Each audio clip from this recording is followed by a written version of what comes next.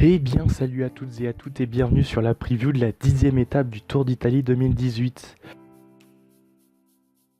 Après une journée de repos, les coureurs ont rendez-vous avec l'étape la plus longue de ce 101e Tour d'Italie. Une étape longue de 239 km tracée entre Penne et Gualdo Tadino. Cette étape sera la plus longue, mais sera un tracé tout neuf, car Penne n'a jamais reçu de départ ou d'arrivée du Tour d'Italie, ainsi que pour l'arrivée à Gualdo Tadino. Les organisateurs ont donc dessiné un parcours neuf. L'étape va partir sur des chapeaux de roue avec ce col dès le début de la journée. Il s'agit du col de la Fonte della Creta, répertorié au Grand Prix de la montagne. Ce sont des hommes costauds qui vont s'extirper du peloton durant cette ascension et vont parcourir de nombreux kilomètres avant d'affronter une nouvelle courte ascension, celle de Bruzonola, répertoriée également au Grand Prix de la montagne. Il y aura un dernier col répertorié dans la journée en fin de parcours, à savoir la montée de Anfo. Le parcours sera assez similaire à l'étape 10 du Tour de France 2016 entre Escalades, Engordany et Revel. Oui, c'était l'étape où est-ce que le départ était en Andorre, où est-ce que les coureurs étaient arrivés à Revel. Elle était longue de 196 km. Je fais illusion à cette étape car c'est une échappée qui avait triomphé à la fin de cette étape. Après s'être extirpé dans le premier col de la journée, c'était Michael Matthews qui s'était imposé devant Peter Sagan. Ce scénario pourrait bien se répéter aujourd'hui et je vois bien un sprinter puncher remporter cette étape, puisque ça va être difficile de prendre cette échappée sur cette étape.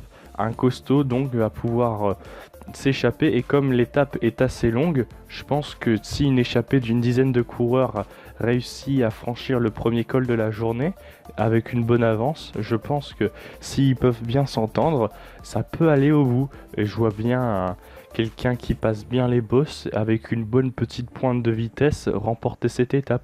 On peut penser à du Luis León Sanchez qui pourrait essayer de sortir dans ce col.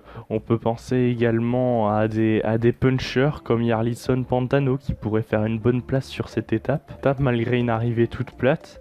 On peut penser également à Matteo Montaguti de la formation AG2R La Mondiale. La formation BMC aussi aura sa carte à jouer sur cette étape, avec notamment deux hommes que le parcours pourrait convenir, comme Alessandro De Marchi, un bon baroudeur, ainsi que Jempi Drucker, bon puncher sprinter qui pourrait quant à lui remporter cette étape. Voilà, mine de rien, cette étape promet, puisque malgré une arrivée au sprint, ce premier col de la journée devrait offrir pas mal de surprises. J'ai tout dit pour cette étape, merci de m'avoir écouté, n'hésitez pas à indiquer le nom de votre favori pour cette étape dans les commentaires, ainsi que de réagir en rapport avec la vidéo. Dans la description se trouve notre compte Twitter où notre équipe de rédacteurs poste régulièrement les résultats des courses. Il y a également notre site internet où sont disponibles nos interviews ainsi que reportages, mais aussi un Discord où vous pouvez entrer directement en contact avec nous. Et moi je vous dis à demain pour la 11e étape de ce Tour d'Italie 2018. À demain.